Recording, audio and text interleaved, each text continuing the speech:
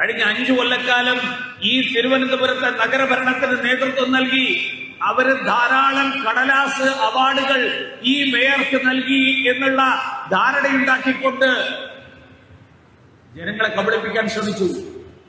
അവസാനം അവാർഡ് വാങ്ങാൻ പോയത് എവിടെയാ? ലണ്ടനിൽ. അവാർഡ് കൊടുത്തതാരാ? Book of records. ആളുകൾ അന്വേഷിച്ചു പോയി, ഇതെവിടെയായി ബുക്ക് ഓഫ് റെക്കോർഡ്സ്?